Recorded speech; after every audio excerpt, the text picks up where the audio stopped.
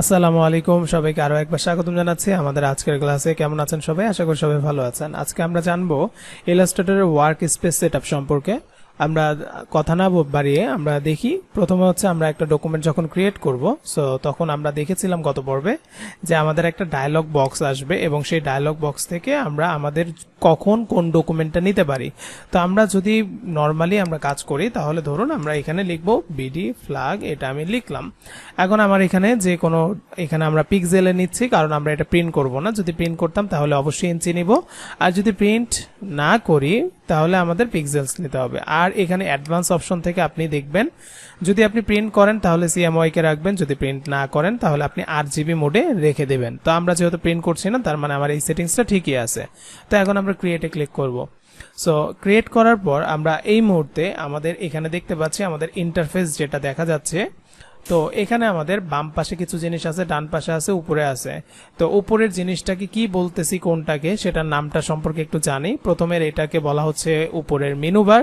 তারপর যেটা দেখতে পাচ্ছি এটাকে বলা হয় হচ্ছে ইলাস্ট্রেটরের কন্ট্রোল বার। এবং আমরা লেফট সাইডে যেটা দেখতে পাচ্ছি, দুনিয়াতে যত ডিজাইন আমরা করা দেখি তা এই টুলস বারের সাহায্যে করা হয়ে থাকে। ডান পাশে যেটা দেখতে পাচ্ছি এগুলোকে বলা হয় ফাংশন বার। সো এই সেটিংসটা আমাদের কখনো কখনো এতটা ভোগান্তিতে ফেলতে পারে যে আমরা আসলে কল্পনাও করতে পারবো না, এবং আমরা তখন আসলে হতাশ হয়ে যাব বা আমরা হাই হতাশ করবো। অনেক স্টুডেন্ট দেখেছি যে এরকম করে। তো আপনাদের চিন্তার কিছু নেই। আপনারা কোনো কারণে যদি এখান থেকে এই যে আপনার টুলস বারটা হারিয়ে ফেলেন, ডান পাশ থেকে ফাংশন বারটা আপনার হারিয়ে ফেলেন, তাহলে আপনারা এটাকে ফিরিয়ে আনার জন্য দুইটা উপায়ে যেতে পারেন। নাম্বার ওয়ান, আপনি হচ্ছে সরাসরি এখানে ডান পাশে ইসেনশিয়াল ক্লাসিক লেখাটা উপরে দেখতে পাচ্ছেন, এখানে ক্লিক করবেন। কোনো সফটওয়্যারের ক্ষেত্রে এইটা এইভাবে লেখা থাকবে না, শুধু আইকন হিসাবে থাকবে, সেটা দেখে চিনতে হবে আপনাকে। তো ওখানে আপনি ক্লিক করলে তারপরে এইভাবে অপশনগুলো দেখতে পারবেন।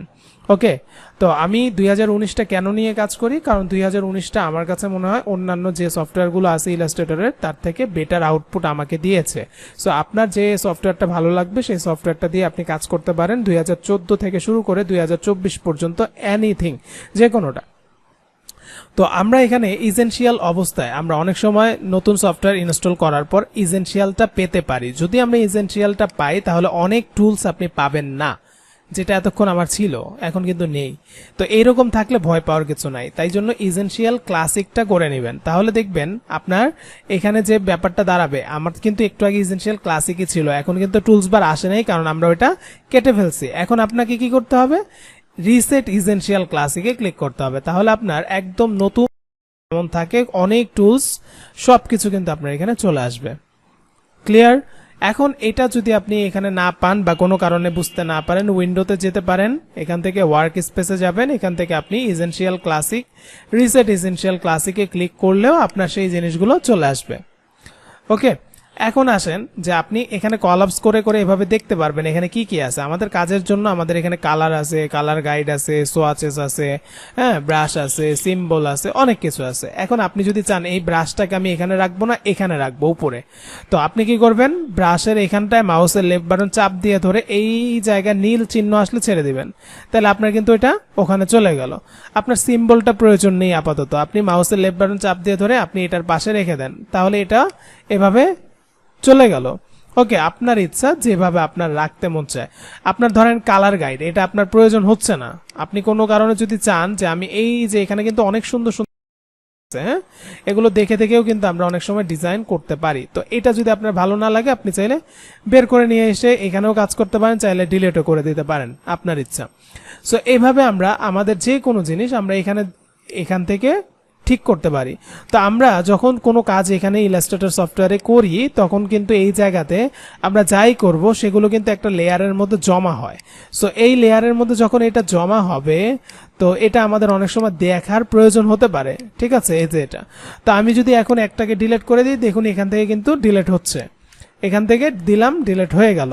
তো দ্যাট মিনস এই লেয়ারের এই অপশনটা অনেক সময় আমাদের দেখতে হয়। তো আমি কি করতে চাই, আমি চাই যে এই অপশনটাকে আমি নিচের দিকে এখানে রাখলাম, আর এই অপশনগুলোকে যদি আমার প্রয়োজন না হয় আমি চাইলে এখানে তো খালি আছে, এই জায়গাটা খালি না, এখান থেকে আমরা টান দিয়ে দিয়ে এই নীল চিহ্ন আসলে আমরা এখানে কিন্তু এগুলো সারিবদ্ধভাবে রাখতে পারি, তাতে করে আমাদের কাজটাও আমরা এখানে সহজভাবে করতে পারছি।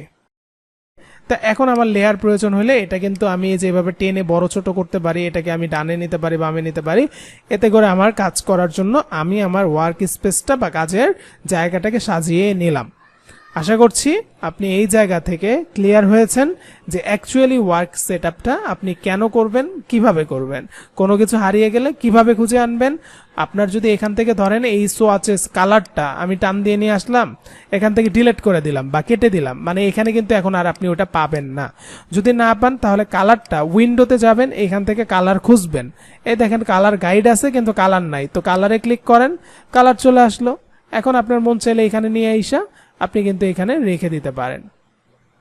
ওকে, সো আমরা আবার আগের জায়গা ওকে রেখে দিলাম। তো আই থিঙ্ক এইভাবে আপনারা কাজ করলে আপনাদের জন্য সুবিধা হবে বা আপনি অনেক কিছু বুঝে কাজ করতে পারবেন। ওকে, সো আজকে এই পর্যন্তই। পরবর্তী ক্লাসের আমন্ত্রণ জানিয়ে আজকের ক্লাস শেষ করছি। পরের ক্লাস থেকে আরো বিভিন্ন বিষয় নিয়ে আমরা শেখার চেষ্টা করব। আল্লাহ হাফেজ।